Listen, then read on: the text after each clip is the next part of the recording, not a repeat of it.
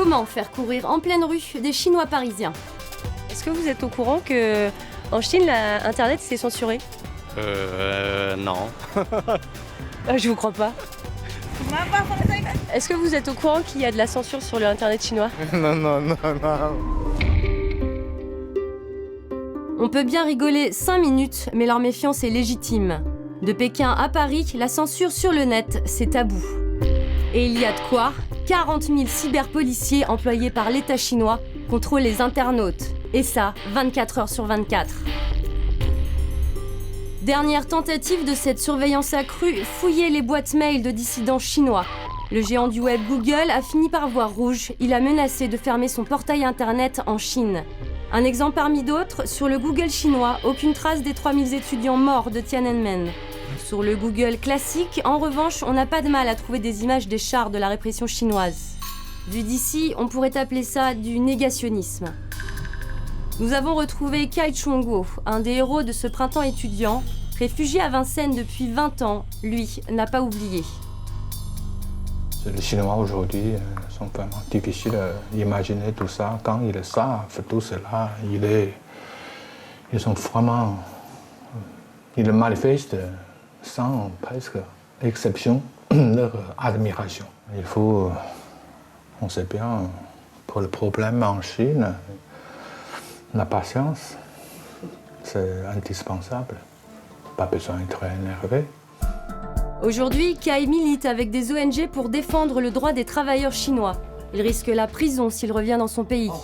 Là-bas, son blog, son nom, ses écrits ont été censurés pendant 20 ans. Le gouvernement chinois surveille de très près les cybermilitants.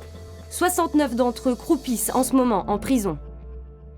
Ça, c'est une vidéo qui a été tournée par un amateur et qui a été mise en ligne sur YouTube. Pierre Aski, ancien correspondant de Libé à Pékin et fondateur de Rue 89, un journal sur Internet, reçoit régulièrement des infos inédites envoyées par des blogueurs chinois. Comme ces images de manifestations qui ont fait chez nous la une des JT.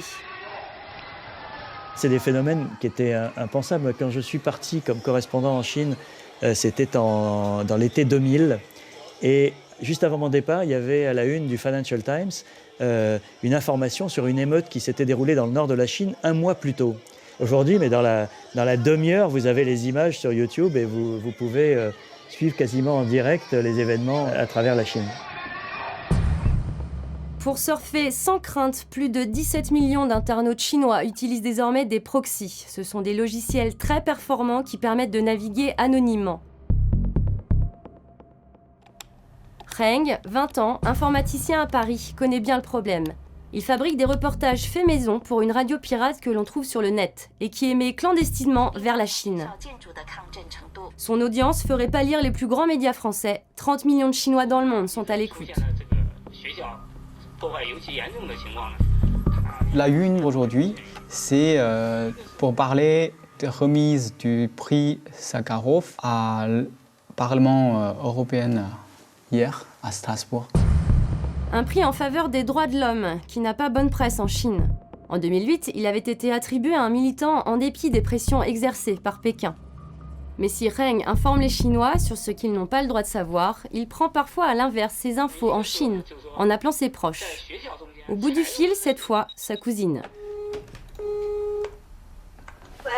Ouais, Nana, tu m'as fait faim.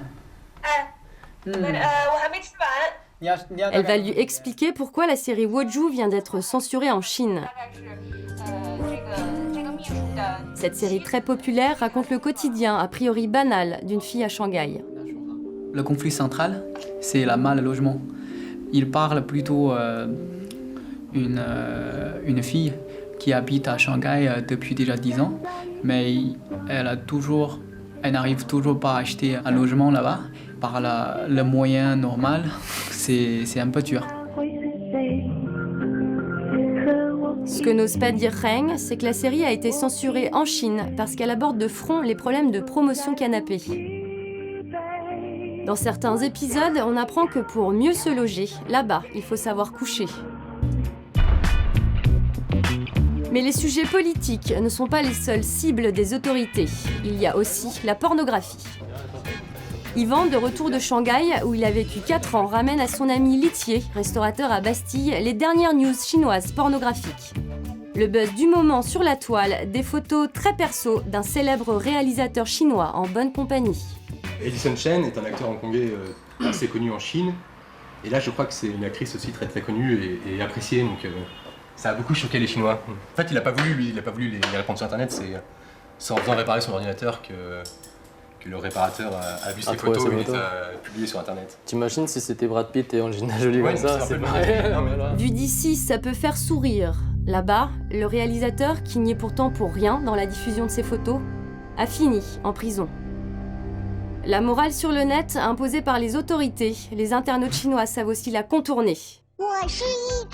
Comme par exemple avec ce clip de Lama chanteur qui circule sur le net. En apparence, les paroles de la chanson sont anodines.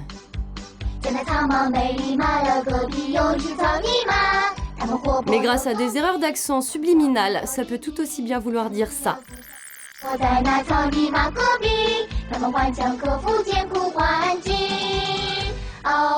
Cette fois, au moins, les censeurs chinois n'ont pas mis les gentils lamas en prison. Quant à l'auteur du clip, il a réussi à rester anonyme.